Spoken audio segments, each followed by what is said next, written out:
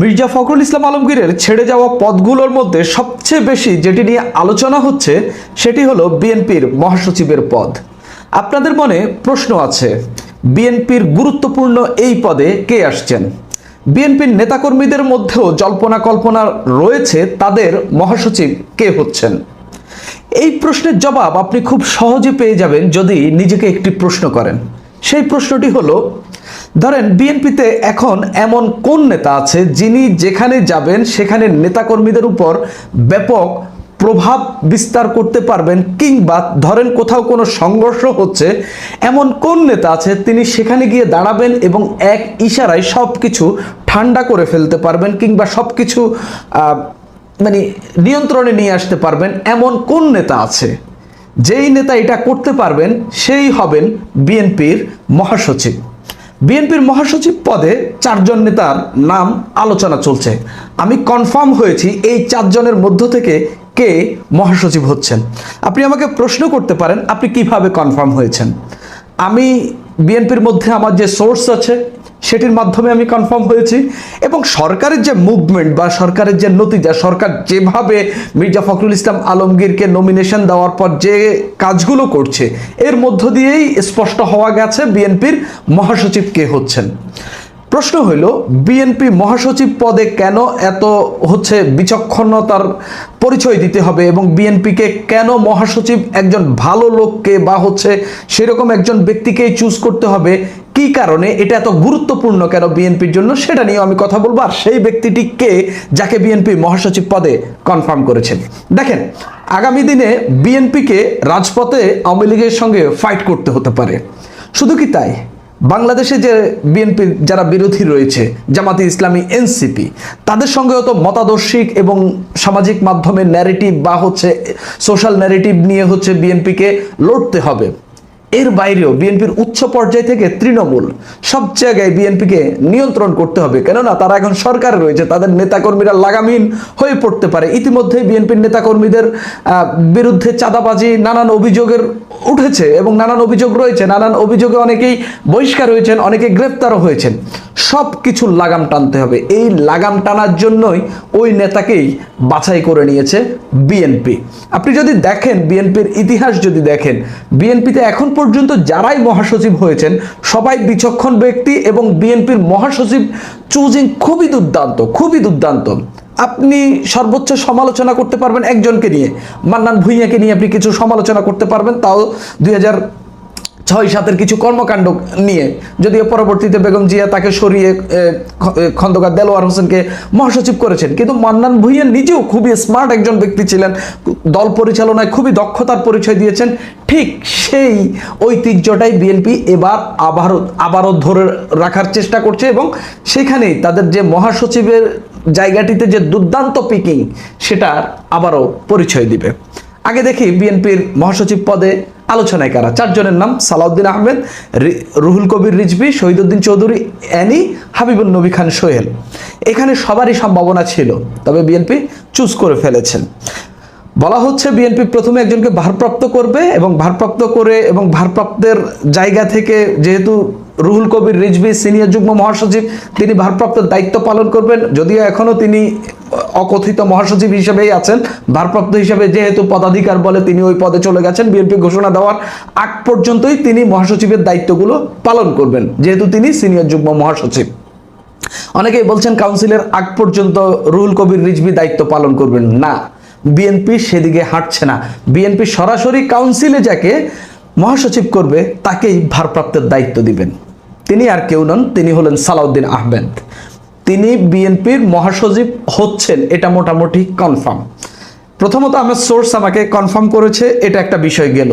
আমার সোর্স ভুলও কনফার্ম করেছে আমাকে কিছু কিছু সময়, বা সোর্স একটা জেনেছে, পরবর্তীতে বিএনপি অন্যটা সিদ্ধান্ত নিয়েছে, এরকমও হয়েছে। এই রাজনৈতিক সিদ্ধান্তগুলো তো পরিবর্তন হয়, এটা এমন না যে আমি এই সিদ্ধান্ত নিয়েছি 2 দিন পরে পরিবর্তন হইতে পারবে না। এমনকি পদে বসিয়ে দেওয়ার পরেও সিদ্ধান্ত পরিবর্তন হয়, এরকম আপনারা দেখেছেন। তবে মির্জা ফখরুল ইসলাম আলমগীরকে যখন নমিনেশন দেওয়া হলো রাষ্ট্রপতি প্রার্থী হিসাবে, এরপরই আমরা দেখলাম স্বরাষ্ট্র মন্ত্রণালয় থেকে চলে আসছেন স্থানীয় সরকার মন্ত্রণালয়ে সালাউদ্দিন আহমেদ। এরকম নিউজ ছড়িয়ে পড়েছে এবং এটার বাস্তবতাও রয়েছে, এমনকি এটা ভেতরে ঘটছে। এই ঘটনাগুলো যে একেবারে বেসলেস এটা আপনি বলতে পারবেন না। এগুলার বেশ কিছু নির্ভরযোগ্যতা রয়েছে এবং বেশ কিছু তথ্যসূত্র অনেকের কাছেই রয়েছে, আমার কাছেও রয়েছে। পত্রিকাগুলো এই নিয়ে রিপোর্ট করছেন এবং সালাউদ্দিন আহমেদ স্থানীয় সরকার মন্ত্রণালয়ে আসছেন।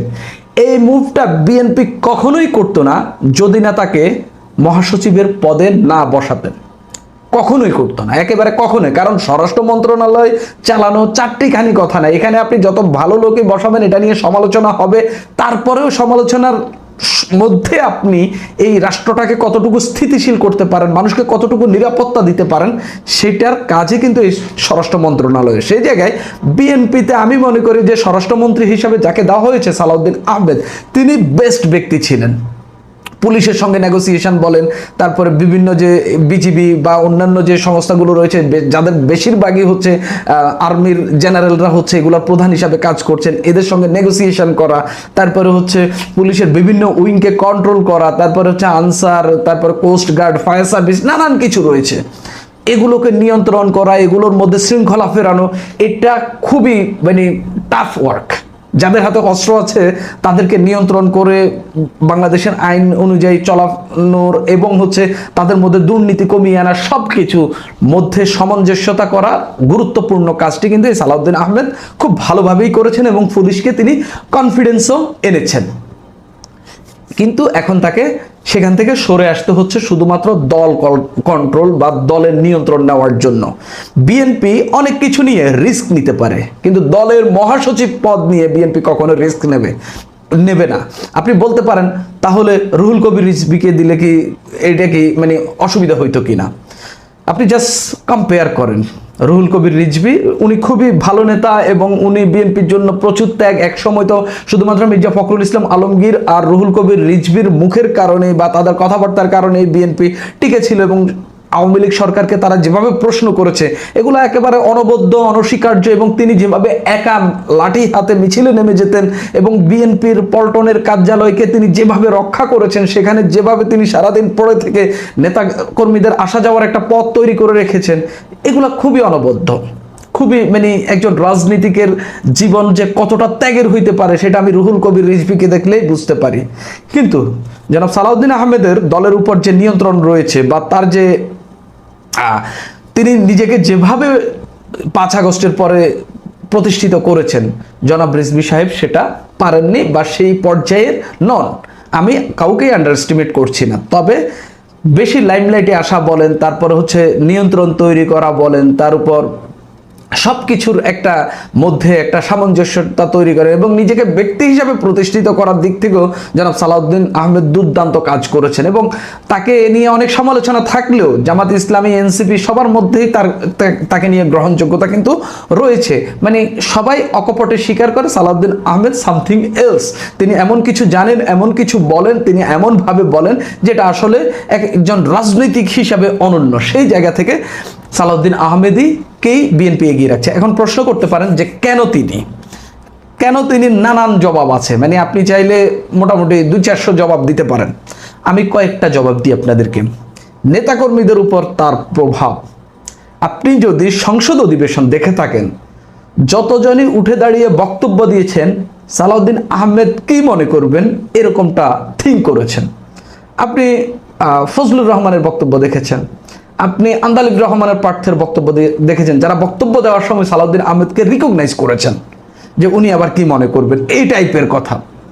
মানে তারা কিভাবে দেখছে একজন নেতাকে, সেই নেতাই সালাউদ্দিন আহমেদ নিজেই এই প্রভাবটা তৈরি করেছেন বা তিনি এই রাজনৈতিক শিষ্টাচার বলেন বা শিষ্টাচারের মধ্য দিয়ে বা নিজের জ্ঞান তারপরে সক্ষমতা দিয়েই হচ্ছে তিনি এই অবস্থানটা তৈরি করেছেন। আমি কনফার্মলি বলতে পারি বাংলাদেশের কোথাও কোনো ঝামেলা হচ্ছে এবং সেখানে বিএনপি নেতাকর্মীরা ধরেন ইনভলভড, তিনি যাবেন নিমিষেই সব ঠিক করে ফেলতে পারবেন। তিনি সেই ক্যালিবারের নেতা হিসাবে নিজেকে প্রতিষ্ঠিত করেছেন। শিক্ষা ও দল চালানোর সক্ষমতা, দুইটাই আমি মোটামুটি এক্সপ্লেইন করে ফেলেছি। তার শিক্ষা, তার সাংবিধানিক নলেজ, দলের গঠনতন্ত্র নিয়ে নলেজ সবই তার দুর্দান্ত, এখন একেবারে নখ দর্পণে রয়েছে এরকম ব্যক্তি তিনি। এবং দল চালানোর সক্ষমতা, তিনি এর আগে বেগম জিয়ার সঙ্গে রাজনীতি করেছেন, বিএনপির মুখপাত্র ছিলেন। অনেকেই বলে থাকেন 2016 সালের কাউন্সিলে আগে যদি তিনি গুম না হতেন, তিনি বিএনপির মহাসচিব হইতেন, মির্জা ফখরুল ইসলাম আলমগীর হতেন না।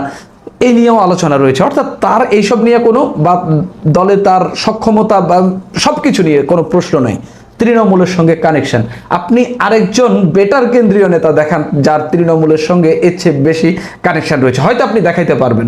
কানেকশন প্লাস প্রভাব, তাহলে সালাউদ্দিন আহমেদ ছাড়া অল্টারনেটিভ আপনার কাছে কিছু আছে? সালাউদ্দিন আহমেদ দল পরিচালনা করবেন, এটা মোটামুটি কনফার্ম, বিএনপির মহাসচিব হচ্ছেন।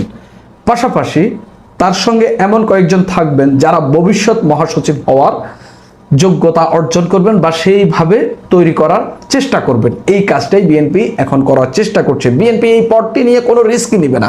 এমন কাউকে দিয়ে দলে একটা ভঙ্গুর পরিস্থিতি তৈরি করবে, দলের মধ্যে ঝামেলা তৈরি হবে, আওয়ামী লীগের সঙ্গে ফাইট করতে দুর্বলতা দেখাবে, তারপরে জামাত এনসিপির ন্যারেটিভের সঙ্গে ফাইট করে পেরে উঠবে না, এরকম দল বিএনপি বা এই ভঙ্গুর অবস্থায় যেতে চাচ্ছে না। দলকে বিএনপি এমন একটা সুসংগত এবং সাংগঠনিক কাঠামোর মধ্য দিয়ে নিয়ে যেতে চাচ্ছে যেন যে কোনো পরিস্থিতিতে এই দল খুব ভালোভাবে ফাংশন করতে পারে।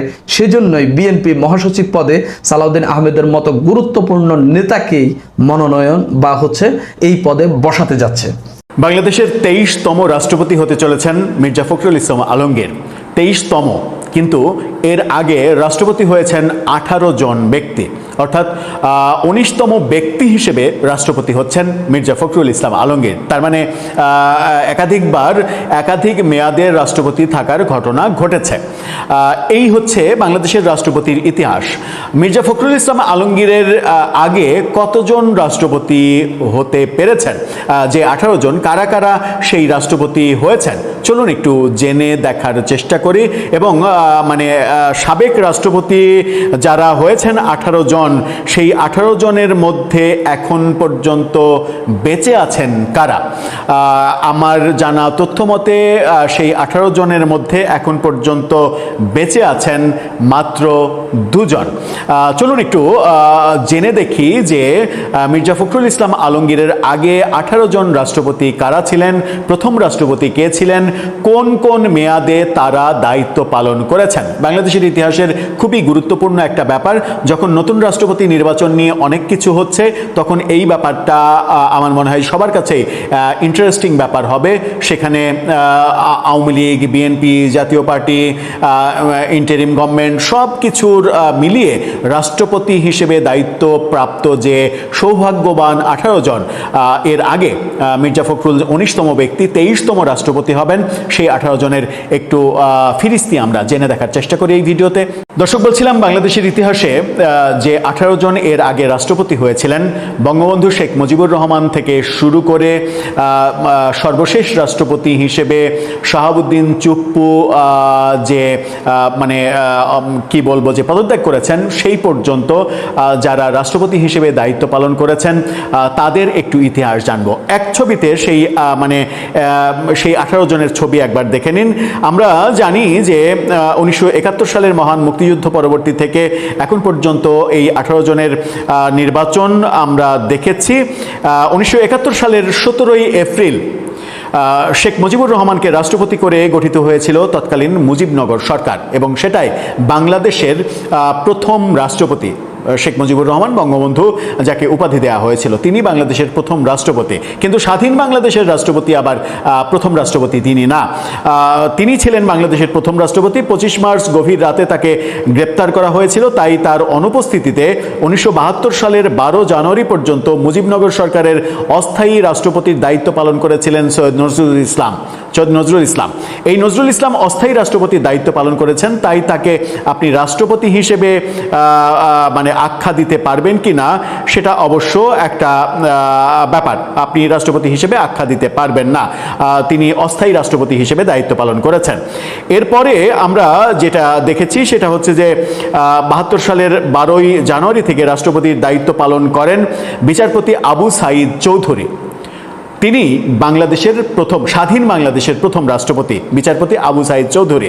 বিচারপতি হওয়ার পাশাপাশি তিনি ঢাকা বিশ্ববিদ্যালয়ের উপাচার্য, পররাষ্ট্রমন্ত্রী এবং যুক্তরাজ্যে বাংলাদেশের হাই কমিশনার হিসেবেও দায়িত্ব পালন করেছেন। বর্ণাঢ্য ক্যারিয়ার তার।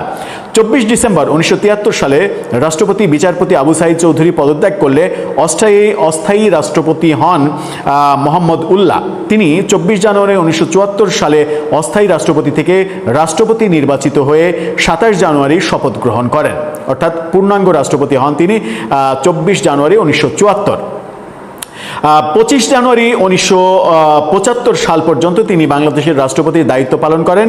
শেখ মুজিবুর রহমানের মন্ত্রিসভায় 1975 সালের জানুয়ারি মাসে ভূমি প্রশাসন ও ভূমি সংস্কার মন্ত্রণালয়ের দায়িত্ব লাভ করেন। শেখ মুজিব নিহত হওয়ার পর তাকে প্রজাতন্ত্রের উপরাষ্ট্রপতি করা হয়। শেখ মুজিবের মৃত্যুর পরে, অর্থাৎ বঙ্গবন্ধুর মৃত্যুর পরে রাষ্ট্রপতি হিসেবে দায়িত্ব পালন করেন খন্দকার মোস্তাক। বাংলাদেশের ইতিহাসে ওই সিরাজউদ্দৌলার যে মীর জাফর, তারপরে বাংলাদেশের ইতিহাসে দ্বিতীয় মীর জাফর হিসেবে যাকে বলা হয়, সেই মোস্তাক বঙ্গবন্ধুর ওই 15 আগস্টের হত্যাকাণ্ডের ঘটনার পরে তিনি রাষ্ট্রপতি হয়ে যান। তিনি 1975 সালের 15 আগস্ট থেকে 6 নভেম্বর পর্যন্ত মাত্র 83 দিন রাষ্ট্রপতি থাকতে পারেন। তিনি কিন্তু ক্ষমতা ধরে রাখতে পারেননি। ইতিহাসের নির্মমতা সেখানে। তিনি ছিলেন অঘোষিত রাষ্ট্রপতি এবং তিনি নিজেই নিজেকে রাষ্ট্রপতি হিসেবে ঘোষণা করেছিলেন। খন্দকার মোস্তাক আহমেদকে ক্ষমতাচ্যুত করার পরে আবু সাদাত মোহাম্মদ সায়েম 1975 সালের 6 নভেম্বর থেকে রাষ্ট্রপতির আসনে বসেন। 75 সালের 3রা নভেম্বরের সামরিক অভ্যুত্থানের পর খালেদ মোশাররফ, সাফায়াত জামিল এবং অভ্যুত্থানকারী কতিপয় সেনা অফিসারের অনুরোধে 6 নভেম্বর বিচারপতি সায়েমকে দেশের ষষ্ঠ রাষ্ট্রপতি হিসেবে নিয়োগ দেওয়া হয়। রাষ্ট্রপতির দায়িত্ব গ্রহণের পরই তিনি সংসদ এবং মন্ত্রিসভা ভেঙে দিয়ে দেশে সামরিক আইন জারি করেন এবং নিজেকে প্রধান সামরিক আইন প্রশাসক ঘোষণা দেন। 1976 সালের 29 নভেম্বর তিনি প্রধান সামরিক আইন প্রশাসকের দায়িত্ব থেকে অব্যাহতি নিয়ে সেনাপ্রধান জিয়াউর রহমানকে প্রধান সামরিক আইন প্রশাসক নিয়োগ করেন। 77 সালের 21 এপ্রিল তিনি সেনাপ্রধান জিয়াউর রহমানের হাতে বাংলাদেশের রাষ্ট্রপতির দায়িত্ব দিয়ে অবসর গ্রহণ করেন, অর্থাৎ জিয়াউর রহমান রাষ্ট্রপতি হন 77 সালের 21 এপ্রিল। জিয়াউর রহমান 1977 সালের 21 এপ্রিল তৎকালীন ভারপ্রাপ্ত রাষ্ট্রপতি আবু সাদাত সায়েমের পদত্যাগের পর বাংলাদেশের রাষ্ট্রপতি হলেন। মুক্তিযুদ্ধের সময় তিনি ছিলেন 1 নম্বর সেক্টর কমান্ডার এবং স্বাধীনতা যুদ্ধে তার অবদানের কথা আমরা সবাই জানি, বীর উত্তম খেতাবপ্রাপ্ত। জিয়াউর রহমানের মৃত্যুর পর বিচারপতি আব্দুস সাত্তার প্রথমে ভারপ্রাপ্ত রাষ্ট্রপতির দায়িত্বভার নেন। সেই সময় তার বয়স ছিল 76 বছর। পরে তিনি 81 সালের 25 নভেম্বর তারিখে দেশব্যাপী অনুষ্ঠিত রাষ্ট্রপতি নির্বাচনে 66% ভোট পেয়ে নির্বাচিত হন। 82 সালে তিনি শারীরিক অসুস্থতার কারণ দেখিয়ে রাষ্ট্রপতির দায়িত্ব পালনে অপারগতা জানান। 82 সালের 24 মার্চ সামরিক অভ্যুত্থানের মাধ্যমে জেনারেল এরশাদ রাষ্ট্র ক্ষমতা দখল করে তাকে ক্ষমতা থেকে পদচ্যুত করেন এবং নিজেকে প্রধান সামরিক আইন প্রশাসক হিসেবে ঘোষণা করেন। মাত্র কয়েকদিন পরে তথা 27 মার্চ জেনারেল এরশাদ আফম আহসান উদ্দিন চৌধুরীকে রাষ্ট্রপতি নির্বাচিত করেন। তার পুরো নাম আবুল ফজল মোহাম্মদ আহসান উদ্দিন চৌধুরী। তিনি ছিলেন হাইকোর্টের অতিরিক্ত বিচারপতি এবং সুপ্রিম কোর্টের আপিল বিভাগের বিচারপতি। 1983 সালের 11 ডিসেম্বর এরশাদের চাপে পদত্যাগ করেন তিনি। রাষ্ট্রপতি পদে অধিষ্ঠিত হন এবার সামরিক শাসক এরশাদ স্বয়ং নিজে। রাষ্ট্রপতি হিসেবে দায়িত্ব নেন তিনি। 1986 সালে তিনি জাতীয় পার্টি প্রতিষ্ঠা করেন এবং এই দলের মনোনয়ন নিয়ে 86 সালে 5 বছরের জন্য তিনি রাষ্ট্রপতি নির্বাচিত হন। বিরোধী দলের আন্দোলনের মুখে রাষ্ট্রপতি 7 ডিসেম্বর 1987 সালে এই সংসদ বাতিল করেন। 88 সালের সাধারণ নির্বাচনে সব দল ভোট বয়কট করে। স্বৈরাচার এরশাদের বিরুদ্ধে আন্দোলন শুরু হয়। তাকে 6 ডিসেম্বর 1990 সালে ক্ষমতা থেকে অপসারণ করা হয়। আন্দোলনের মুখে এরশাদ পদত্যাগ করার পরে 1990 সালের 6 ডিসেম্বর থেকে 91 সালের 9 অক্টোবর পর্যন্ত অস্থায়ী রাষ্ট্রপতির দায়িত্ব পালন করেন বিচারপতি শাহাবুদ্দিন আহমেদ। তিনি একটি নির্বাচনের মাধ্যমে জয়ী রাজনৈতিক দল বিএনপির কাছে ক্ষমতা হস্তান্তর করে আবারও প্রধান বিচারপতি হিসেবে তার দায়িত্বে ফিরে যান। 96 সালে আওয়ামী লীগ সরকার গঠন করে বিচারপতি শাহাবুদ্দিন আহমেদকে আবারও রাষ্ট্রপতি বানায় এবং সেই বছরের 9 অক্টোবর থেকে 2001 সালের 14 নভেম্বর পর্যন্ত রাষ্ট্রপতি হিসেবে বিচারপতি শাহাবুদ্দিন আহমেদ দায়িত্ব পালন করেন। এর আগে 1991 সালের 10 সেপ্টেম্বর বাংলাদেশের ষোড়শ রাষ্ট্রপতি হিসেবে শপথ নেন